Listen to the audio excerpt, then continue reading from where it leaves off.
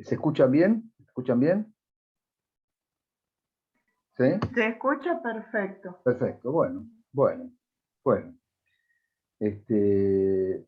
entonces, siendo las 6 de la tarde, 18 horas, vamos a comenzar hablando un poco de lo que es la novela, ¿no?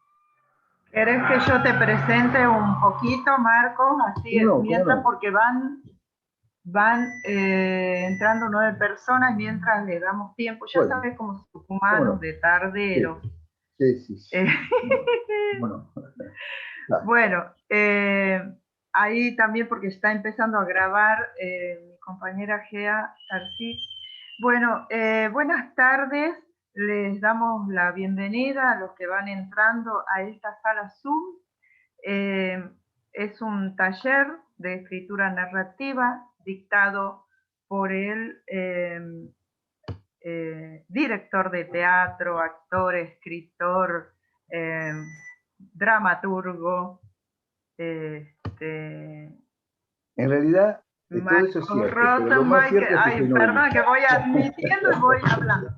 Que realmente, bueno, cada vez que es el Mayo de las Letras, siempre trae alguna propuesta interesante, y ya sea en la presencialidad o ahora a través de una pantalla, lo mismo ha llegado hasta nosotros en este 17º Mayo de las Letras, que, bueno, ya todos saben, los que son de acá de Tucumán sobre todo, que se está haciendo en forma virtual. No por eso dejamos de estar esperanzados de que el año que viene volvamos a vernos, a encontrarnos en los distintos espacios del Ente Cultural de Tucumán. Este taller se enmarca dentro del Mayo de las Letras, organizado por la Dirección de Letras del Ente Cultural de Tucumán. Marcela Belmonte, Gea Tarsic y yo, Alejandra Jiménez, les damos la bienvenida y le damos la palabra al disertante, al profesor Rosenbach. Bueno, buenas tardes a todos, a todas y todos. Hola, ¿qué tal? Hola, bueno, en realidad lo intelectual no está de moda, y lo extraño es que haya tantas personas que se inscribieron en el curso, ¿no? Es decir, no está de moda. Estamos en un sistema así que produce libros a trochimochi, ¿no? Libros para todos, libros para ejercicio físico, para la playa, para buscar al marido, para el amor, para tantas cosas se escriben libros, y se desperdicia tanto papel, ¿no? Pero bueno, nos convoca hoy de manera casi inusual, ¿no? La participación y la ansia por la escritura y por lo que es la novela. En realidad, todos los que estamos acá somos narradores de alguna manera, ¿no? Es decir, si yo, por ejemplo, en vez de estar acá, estuviese en Tucumán, ¿no? Con ustedes, entonces yo en algún momento volvería a Buenos Aires y contaría lo vivido. Es decir, estaría narrando, estaría contando una historia. En realidad, narrar es eso, ¿no? Es mirar, es conjeturar, adivinar, deducir, especular, reflexionar. Ahora bien, la narración, el cuento, el contar, nos convoca desde los orígenes. El hombre que estaba sumido en una cueva y que salía, veía un animal, regresaba a la cueva y contaba. Es decir, cuando salía estaba estableciendo un viaje.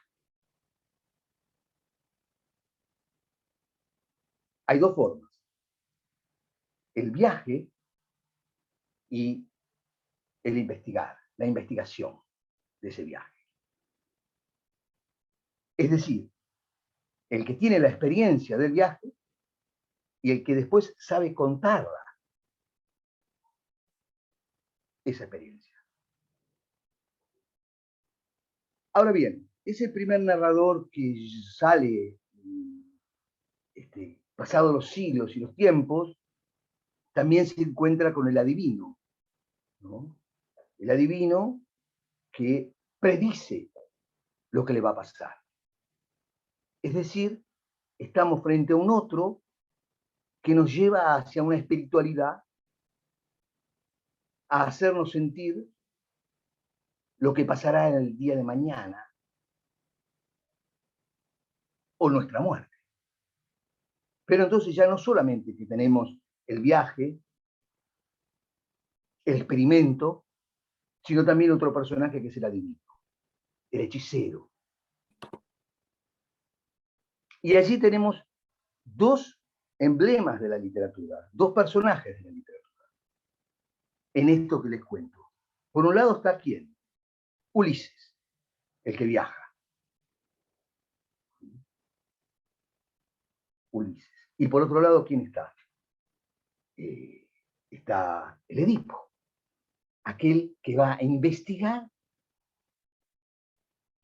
quién mató a su padre y que se encuentra que él es su propio asesino. Es decir, Edipo sale, perdón, no Edipo, estoy hablando de Ulises. Ulises sale, viaja, tiene aventuras, etcétera, etcétera, y en un determinado momento vuelve. La está esperando la mujer enamorada, lo reconoce un perro, su perro, y después se desencadena el final de esa tragedia. Es decir, que cuando estamos frente al Edipo, ese autor, ese personaje, Edipo, se transforma en su propia policía. Cuando nosotros escribimos, también nos transformamos en nuestra propia policía. ¿Cuándo? En la corrección, cuando corregimos. Somos la policía de nosotros mismos, tachando, yendo, viniendo, hasta encontrar esa narración que a nosotros tal vez no, la podemos encontrar tal vez perfecta para nosotros, etc. Uno de los exponentes máximos es Borges. ¿Por qué digo Borges? Porque Borges narra en 10 páginas, no más de 10 páginas. Y es el que más se acerca a ese ideal que tiene en la cabeza de perfección plasmado en la palabra.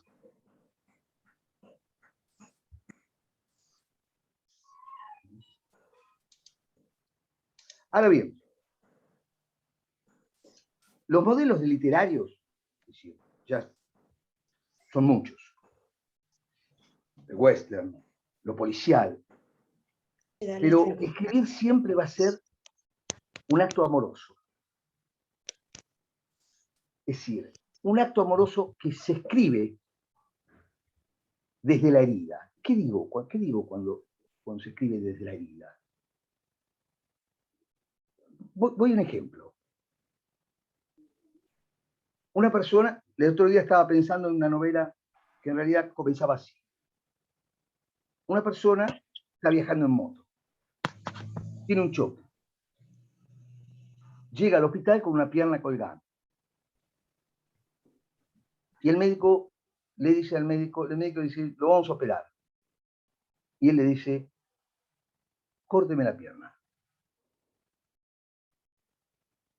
Qué extraño, ¿no?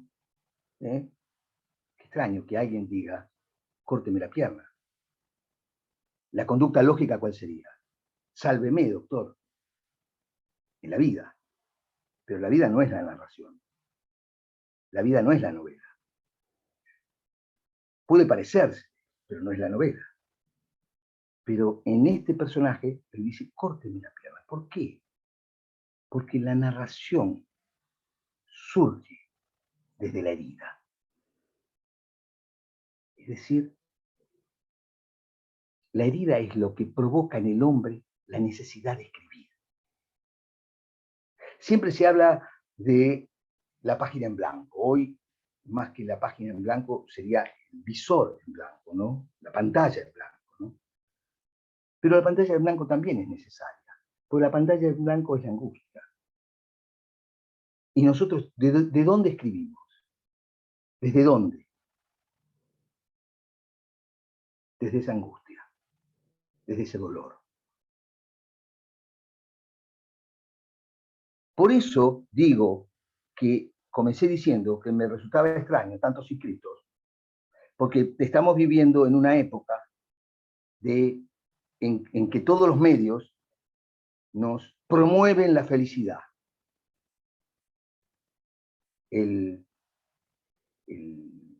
La vida sana, el me gusta, la necesidad de...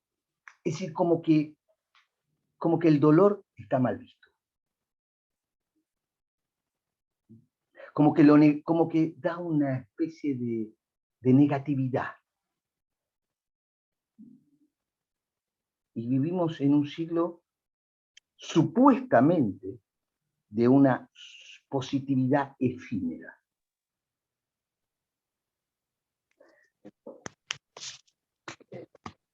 Entonces decimos, ¿desde dónde el escritor comienza a hilvanar su relato, su narración, su novela, su poesía, su cuento? Desde la herida.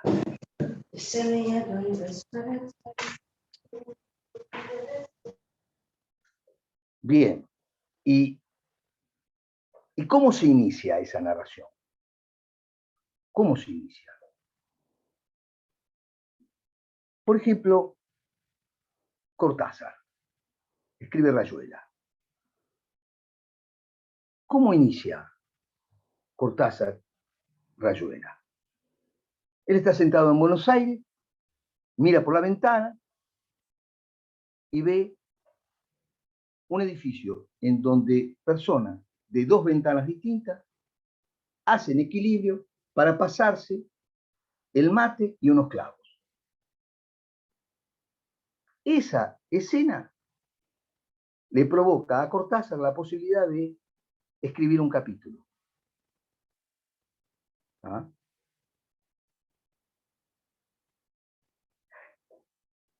A ver, hay una diferencia entre la novela y el cuento. En el cuento sabemos que el autor se va a basar en la situación. En la novela, en los personajes. ¿Está claro? Y entonces él encuentra dos personas que se pasan los clavos y la hierba de ventana a ventana y él imagina un tablón por el cual caminar y pasarse de un departamento al otro. Allí comienza la novela. No es que comienza la novela, comienza ese capítulo. ¿Por qué no digo que comienza la novela? Porque él no está pensando en la novela de un orden cronológico. No. Él escribe esa escena. La escribe en Buenos Aires. Y después aparece Oliveira y su amor con la maga. Y después aparecen numerosas escenas, capítulos, que pueden leerse desde cualquier lado. Pueden leerse desde el comienzo hasta el final, del final hacia el comienzo, pueden leerse desde el medio hacia el final. Es decir, ¿y esto a qué nos remite? ¿A qué nos remite una novela que está escrita de ese modo? Al padre de la literatura nuestra, a Macedonio Fernández. Macedonio, ¿qué hacía? Escribe la novela La Eterna. ¿Y qué hay allí? Hay de todo. Receta de cocina, ejercicios físicos, reflexiones filosóficas, ideológicas, filosóficas. Un conglomerado de cosas. Y la novela nunca comienza, siempre está por comenzar. Él siempre dice que ya va a empezar la novela. Es decir, que mantiene al lector en espera. Entonces, hablamos de Rayuela. Es decir, que se termina en un lado, que empieza en un lado y se termina en el otro. ¿Y qué hace el lector frente a eso? Reconstruye la novela.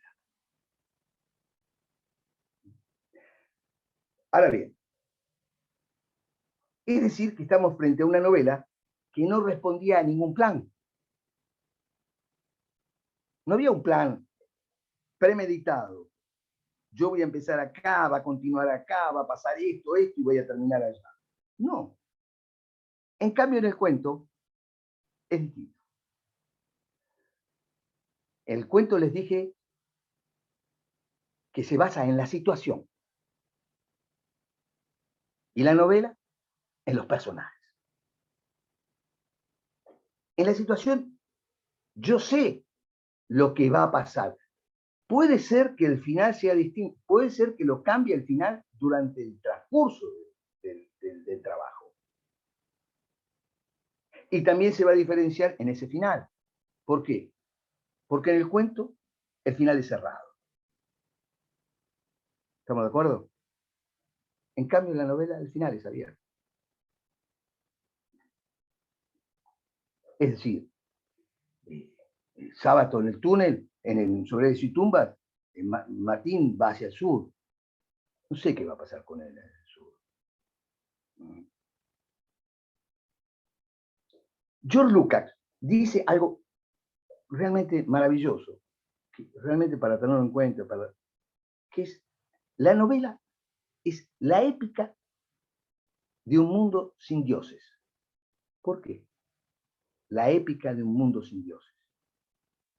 Porque el hombre ya, estamos ante la novela moderna, el hombre ya ha dejado de dialogar con los dioses. La novela ha pasado a otra instancia. Desaparecida la relación de los héroes clásicos con su sentido trascendente, ¿qué es lo que nos queda? ¿Qué experiencia les queda al hombre solo allí? Y es, de alguna manera, ese héroe queda atrapado en su propia inmanencia.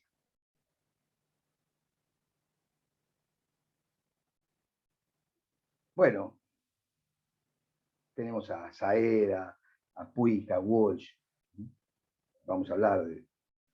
Pero cada uno de ellos va a llevar adelante un lenguaje narrativo. Es decir, en Puig se van a dar los estereotipos de la cultura. De la cultura de masa, el folletín, el cine, el narrador. Recordamos el hombre del beso de la mujer araña y esos dos personajes que se cuentan, que uno le cuenta historias, Molina, a Regui le cuenta historias Molina le cuenta historias a Regui. ¿Lo recuerdan?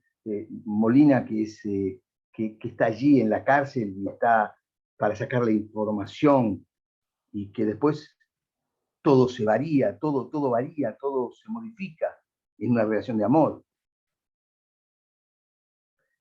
La relación de este homosexual, ¿verdad? Y el guerrillero. Pero ¿qué instaura, pues? Una relación nueva que agrega los medios de comunicación. En ese momento es como una revolución en la literatura. Hoy ya no.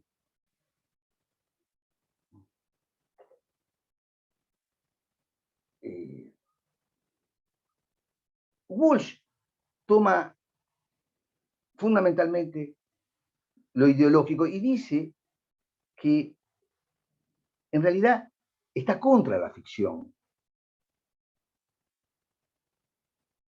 Naturalmente, Walsh vive en los años 70 y la necesidad, la urgencia de ese momento es lo político. Y entonces toma un hecho real, pero ¿para qué? Para hacerlo ficticio. Este es otro tema en la novela. ¿Qué significa? ¿La realidad va hacia la ficción o la ficción va a la realidad? La ficción va hacia la realidad. Vamos a poner un ejemplo. Me cito a mí. Perder la cabeza, ¿verdad? Perder la cabeza. Marco Avellaneda. ¿Okay? En Metán, o cerca de Metán, le cortan la cabeza y ponen la cabeza en la Plaza Independencia de Tucumán. Marco Avellaneda. Está todavía allí en el monolito que indica dónde estuvo colgada en la pica de Marco Avellaneda en la Plaza Independencia. En ese momento la Plaza Independencia se llamaba Plaza de Libertad, la libertad. ¿De qué manera la ficción va hacia la realidad? ¿Cómo yo cuento de la ficción? Bueno, lo que yo cuento, o de qué manera la ficción se va y se entronca en la realidad, es que esa cabeza habla. Esa cabeza que está colgada en la pica en la Plaza de Libertad, Plaza hoy Independencia, habla. Bueno, no es algo natural, lógico, que una cabeza de por sí mismo esté colgada en una plaza y hable, ¿no? Ya eso ya nos coloca en un marco absolutamente distinto. Y aquí también me guío también mucho por lo que es el teatro, o de qué manera el teatro vivió en mí durante tantos años. ¿Por qué digo el teatro? Porque es un hecho completamente teatral. Es un hecho narrable, pero es completamente teatral. Una cabeza que habla. Monteagudo, Anatomía de una revolución. Vienen los huesos de Monteagudo 92 años después de muerte. Llegan los huesos ¿a dónde? A el centro de autopsias en la calle Piamonte, ¿verdad? Para hacerle la pericia con una carta de Porredón para saber si realmente Monteagudo tenía orígenes negros o indígenas. En tal caso, el planteo y el pensamiento era que esos restos volviesen al Perú si se encontraban rasgos indígenas o negros, o negro.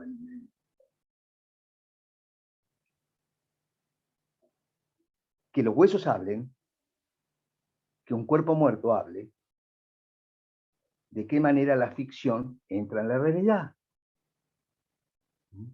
No es la realidad que entra en la ficción, como el caso de Gálvez. Vamos a la novela histórica, a una novela histórica, la de Gálvez, por ejemplo. Bien, estábamos en Walsh.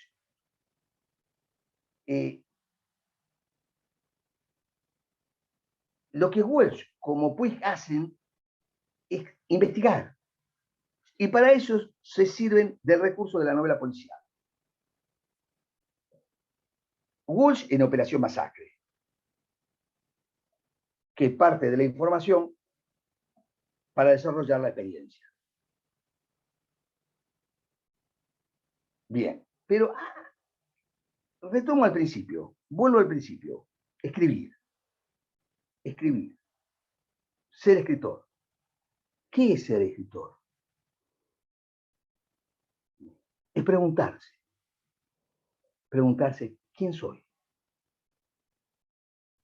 ¿Quién habré sido? ¿Por qué yo? ¿Por qué no yo? ¿Por qué me tocó a mí y no al otro? ¿Por qué soy? Es decir, siempre es una pregunta. Escribir. ¿Tiene una respuesta? A medias. ¿Por qué digo a medias?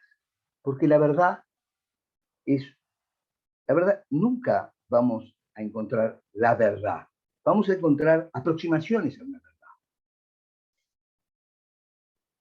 En realidad,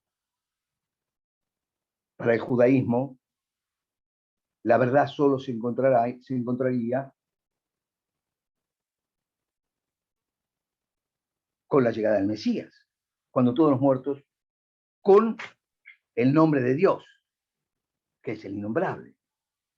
Y con el nombre de Dios, que es el innombrable, ¿qué pasaría? Bueno, supuestamente en esa metáfora, en esa cosa mesiánica, en esa subjetividad, los muertos se levantarían de sus tumbas.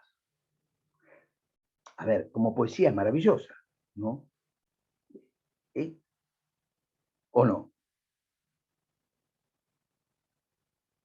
Es decir, ¿qué es lo que hace, o de qué se sirve un escritor? Se sirve de estas metáforas que puedan desarrollar mi pensamiento, no de la realidad brutal. Yo debo elevarme de la realidad. Ahora bien, la narración es lo contrario, ahí estoy bien, es lo contrario a la información. Aunque el periodismo, también hay novelas donde el periodismo entra dentro de la novela. Pero entra como recurso. Pero la narración es lo contrario a la información. Y está siempre amenazada por el exceso de información. Es decir, la información mata a la narración. Por ejemplo, vamos a un caso ejemplo, ¿no? En la época de la dictadura se hablaba, era como una especie de mito, de alguien que había visto pasar un tren cargado de ataúdes que iba hacia el sur. Nadie sabía quién era el que había. Todos eran que alguien vio que ese alguien que del otro del... Ya tenemos un mito. Pero siempre tiene que haber un testigo en esa narración. O por lo menos alguien que dice que fue testigo de esa narración. Tal vez no sea nada cierto. Eso es otra cosa. Ni tiene por qué serlo. Lo importante es de qué manera a mí me sirvió como narrador. En la forma en que aludo y desplazo. Y nunca digo de manera directa el sentido. Y ahí estoy hablando de la forma. No podemos comprobar si es verdad el tren que misteriosamente se dirige al sur. Es decir, lo concreto es que la narración no juzga, no cierra la significación. Muestra y no dice. La narración está en el origen del lenguaje. Y el lenguaje se constituye como tal a partir de la narración. Nosotros usamos las palabras para nombrar. ¿Qué son las palabras? Son como un material precioso, que lo que hacemos en realidad es como unirlo, como si fuese una escultura cerámica, una escultura, donde cada una de las palabras van acoplándose a la otra y le van dando sentido y forma. Ese es nuestro material. Con eso amasamos y trabajamos la novela.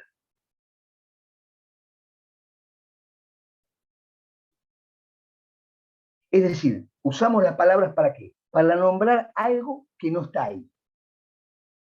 Para reconstruir una realidad ausente.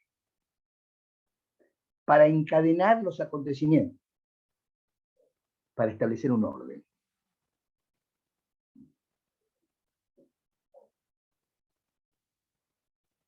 Bien. Lo importante en la novela. Que uno tiene un personaje. Y a partir del personaje construye una situación. Todos ustedes escriben o son lectores. Quiero saber. ¿Pueden hablar? ¿Quiénes escriben y quiénes escriben y son lectores? ¿Quiénes son lectores solamente? Sí, el que quiera hablar, habilite su micrófono, pero te cuento, Marcos, que acá la mayoría ya son escritores, incluso con publicaciones, con mucha producción. Entonces son escritores todos. El que quiera, sí, el que Pero quiera hablar. Bien, bien. Ahora sé que son todos escritores. Bueno, muy bien. Y son escritores y lectores. No, también pueden ser lectores. Antes que nada, lectores. Bien, perfecto. Bueno, eso me Pero alegra bueno, mucho. la escritura viene después. Eso me alegra mucho, que sean antes lectores, ¿no?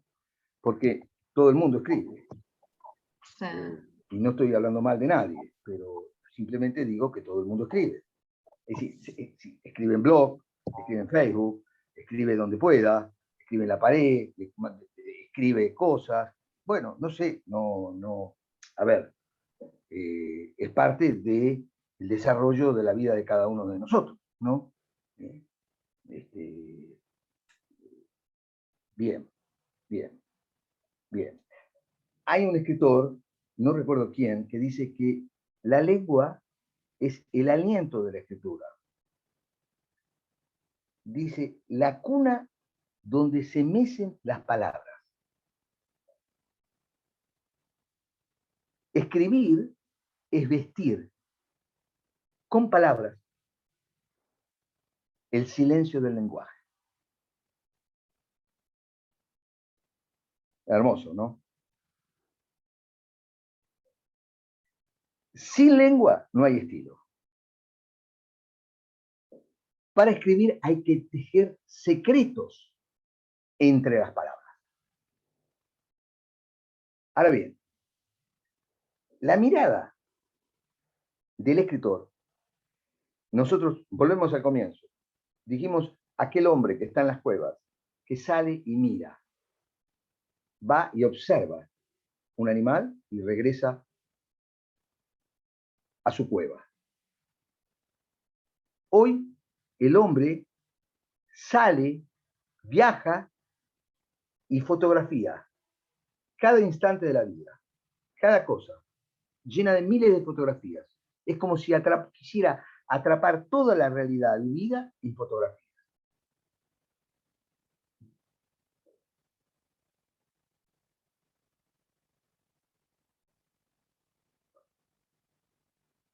Y es su mirada, es su manera de narrar.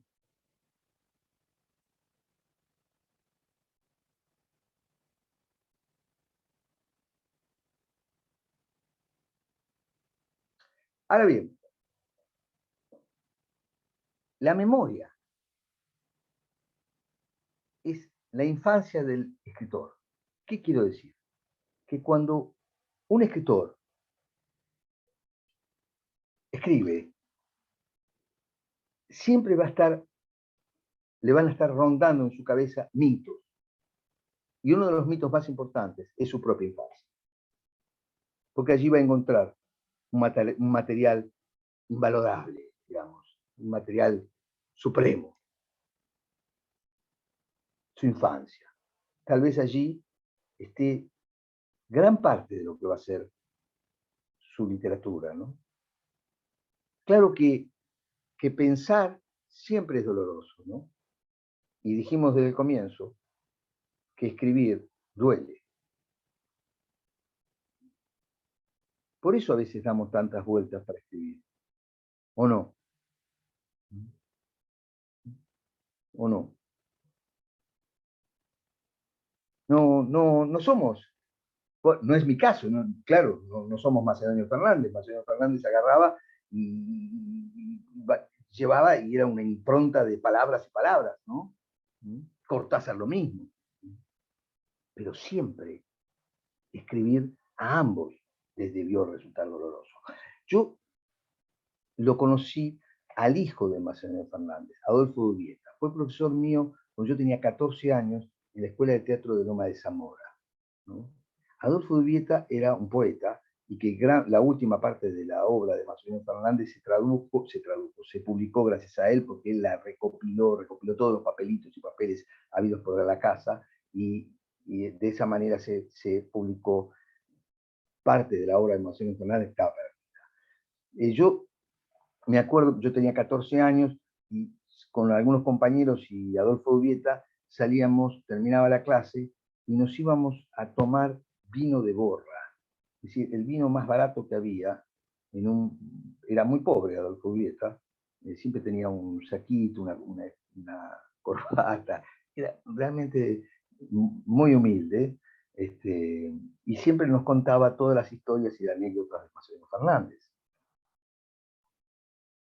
Entre ellas, la última, que murió en sus brazos, en los brazos del hijo, murió, y lo último que le dijo es: ¿cuánto tarda en transformarse en la materia orgánica? Bueno, un genio, ¿no? Un genio, ¿no? Bien.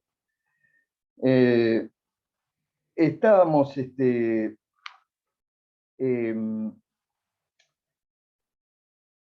bien. Lo concreto es que no hay viaje sin narración. ¿Se viaja para qué? Para narrar. Y en la actualidad, la máquina fotográfica deja todos los indicios de lo que el viajero ve. Ahora bien, otra posibilidad y otro origen de la narración, dijimos, estaba en ese adivino de la tribu, que narraba historias posibles. Y allí entroncamos el relato como investigación.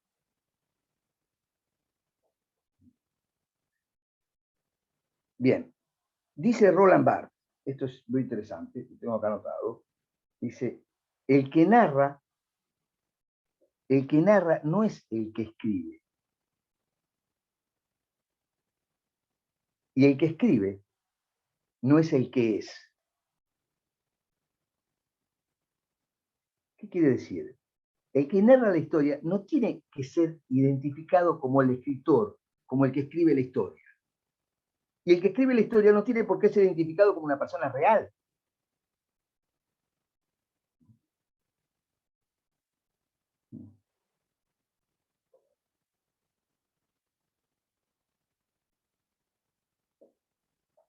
Y llegamos al siglo XIX, y de allí la novela se renueva. ¿Por qué? Aparece un narrador que está interesado por lo que le pasa al otro. Es decir, es un narrador que pasa, mira a través de una ventana, una parejita besándose, y de allí comienza a imaginar una historia.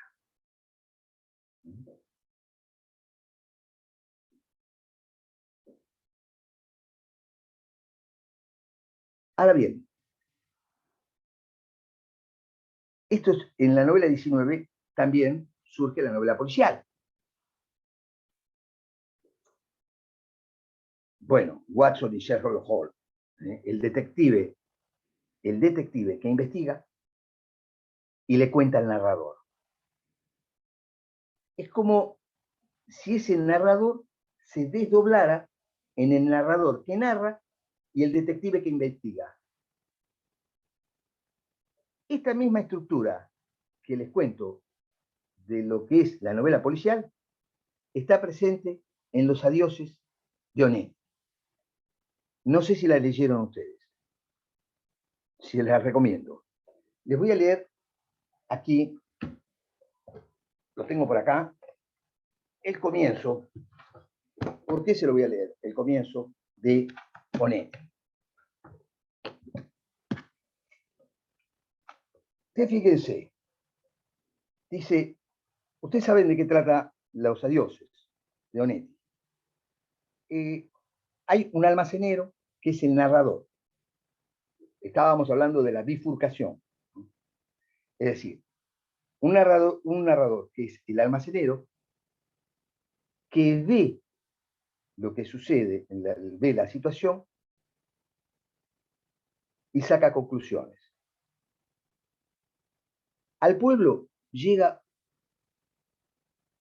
un basquetbolista que fue importante en otra época.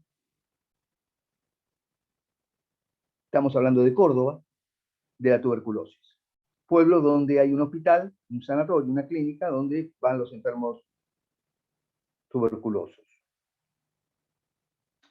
Ulises Petit de Murat tenía una novela exactamente sobre Córdoba y los hospitales, el hospital de tuberculosos y una historia de amor.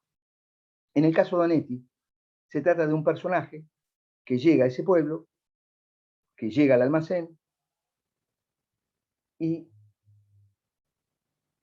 el narrador, ese almacenero, le mira las manos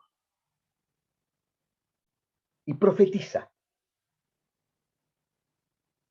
Esto es lo interesante.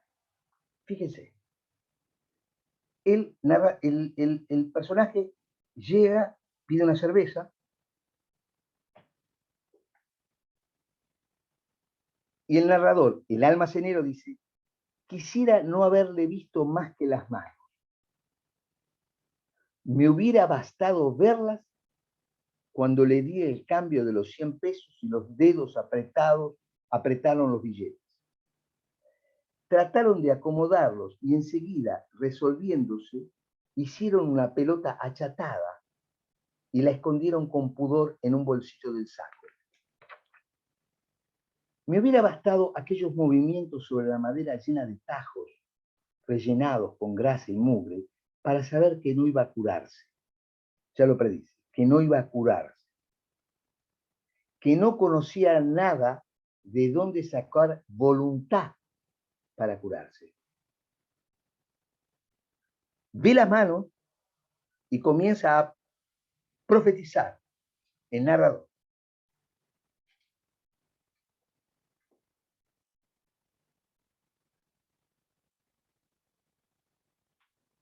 Y en el comienzo lo dice más claro. Dice: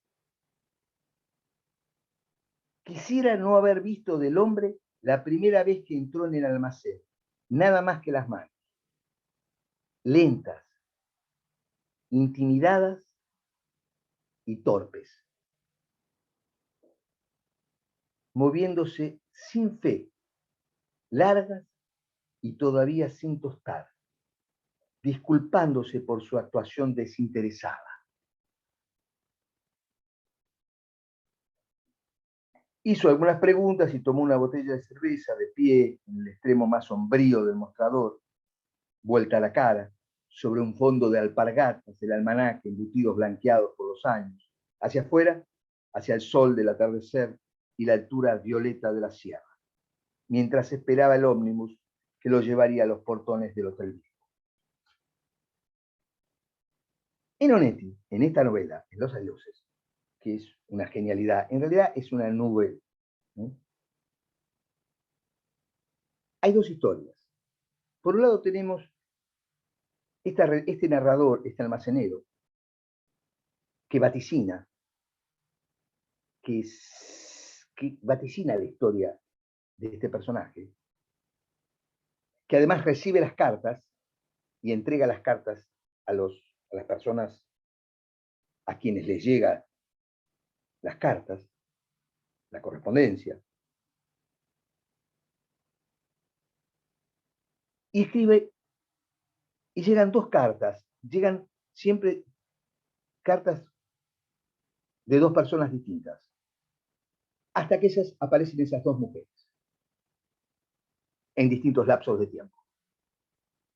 Lo que él interpreta y ve, y lo que nosotros vemos, es que aparentemente este personaje tuberculoso que no ha ido a curarse, ha ido a morir,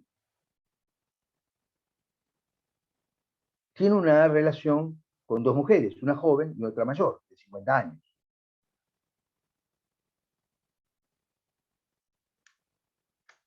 Primero viene la mujer, esta mujer, después viene una mujer más joven, y después están las dos en una especie de escena que da la impresión de una disputa. Son tres encuentros distintos. Ahora bien, hasta ahí nosotros creemos que este hombre tiene dos relaciones. Sabemos que toma con sus mujeres, y que está muy solo y muy triste. Hasta que queda una sola mujer No, hasta que, sí, queda una sola mujer, lo acompaña una sola mujer, la mujer joven, al hospital, para morir. Entonces el almacenero ha escondido 3 cartas, que no se las ha entregado, y las abre. Y cuando las abre y las lee, se da cuenta que una es su mujer y la otra es su hija. ¿Se da cuenta? Es decir, esto es escribir, ¿no? ¿Por qué? Porque no es algo esperado al final, es algo inesperado.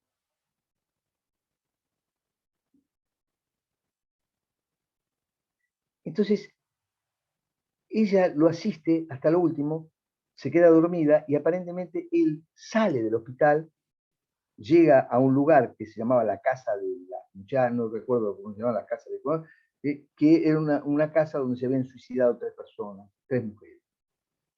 Él va hasta allí y se dispara.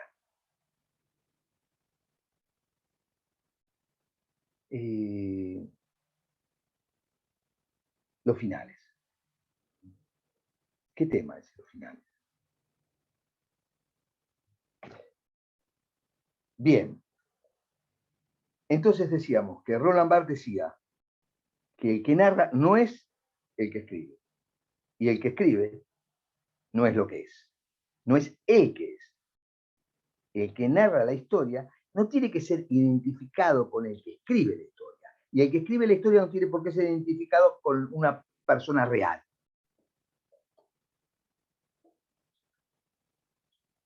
Ahora bien, etimológicamente, narrador quiere decir el que sabe, el que conoce, el que adivina, el que descifra. ¿Descifra qué? Lo que está por venir. Margaret Duras tiene un relato de un aviador inglés. El relato es muy interesante. Es un avión, la guerra se ha terminado. Es el último día, se ha terminado.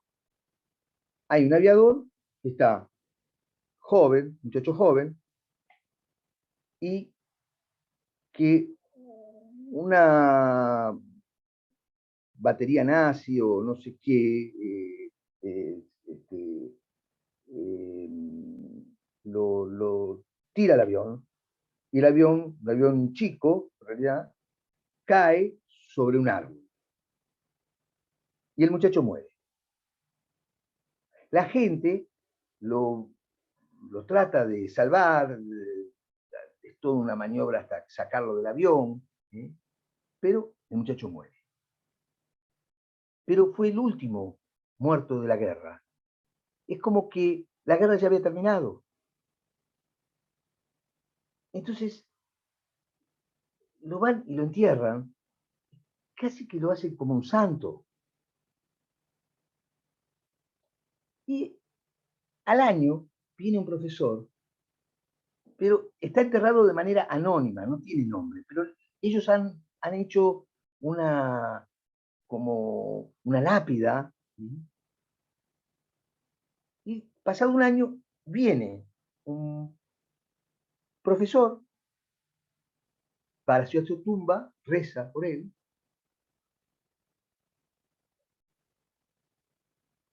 y da el nombre. Entonces ese aviador inglés, joven, ese muchacho joven, indefenso, que muere, tiene nombre. Y todos los años, durante 7 años, el narrador va, el profesor va a dejarle flores. Esa es la novela.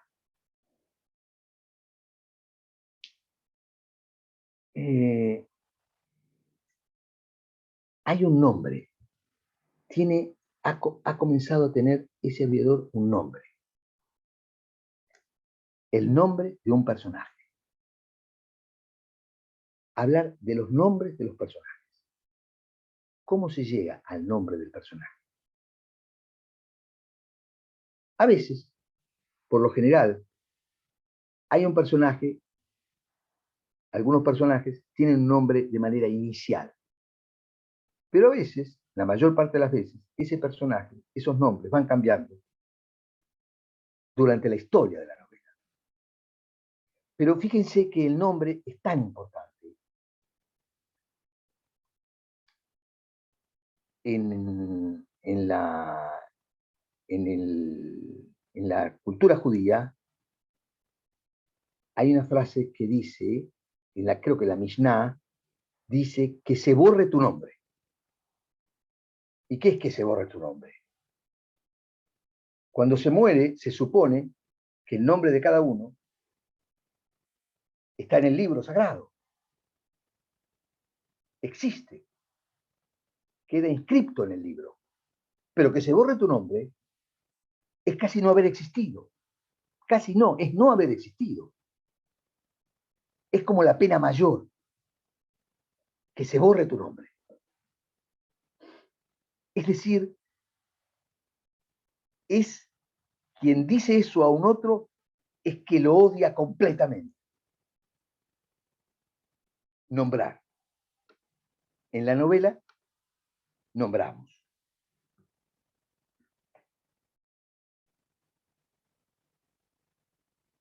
Bien. Son 7 menos 5. Bien, vamos terminando el día de hoy. Vamos a continuar pasado mañana. Y los que quieran mandarme una primera página de una novela, de un cuento,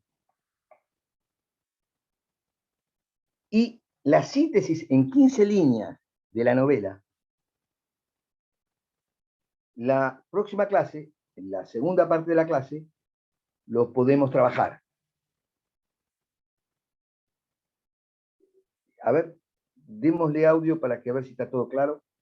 ¿Y quién es? Porque, es decir, convengamos que voy a leer 4 o 5, ¿no? Sí, no sé cuántos, pero 4 o 5 podré leer. Sí, por favor, que reactiven sus audios para que, claro, si alguien quiere dar su opinión o preguntar algo. ¿Cómo mandamos? Perdón. Sí. ¿Cómo mandamos el capítulo? A mi mail. Página? Eso es una muy buena pregunta.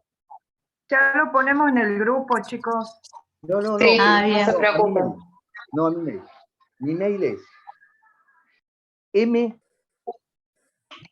mrosen54@yahoo.com.ar.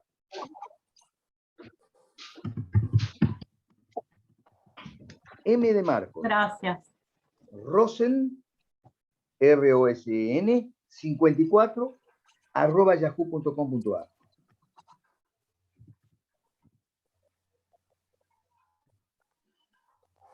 Entonces, mándenme una página y la síntesis. Y la trabajamos, hacemos un trabajo, no sé si se podrá grupal, pero bueno, le haré una devolución. ¿Está bien? ¿Qué otra pregunta o...? ¿Alguien quiere preguntar algo brevemente? Sí, yo tengo un cuento corto que lo escribí recientemente, pero debe tener, no sé, 2 páginas. Me gustaría por ahí, si se le puede mandar. Si son 2 páginas, sí. Bueno. Yo, de todas maneras, preferiría que sea novela. ¿No? Porque estamos trabajando Bien. en novela. Pero no importa. Mándamela. No, pero en lo posible, digamos, si alguien quiere cotejar o algo, bueno. No. De Una manera, pregunta. tenemos mucha teoría todavía que desarrollar, ¿no? Esto se comienza. Sí, Mariel. Escucho. Una pregunta. La idea es mandar una primera página, digamos, cortita de saber cómo comienza la novela, Claro. y por otro lado la síntesis de lo que sería la novela ya como Claro, proyectada, digamos. En 20 líneas. Claro. Perfecto. ¿Eh? Es decir, Gracias. sepamos lo siguiente. Que quien escribe una novela tiene que saber contarla en 20 líneas. Y si no la cuenta en 20 líneas es porque hay algo que está inseguro, que está, ¿no? Es como para repensar, ¿no? En realidad, ¿qué vamos a hacer? No vamos a hacer nada del otro mundo. En realidad, lo que vamos a hacer entre todos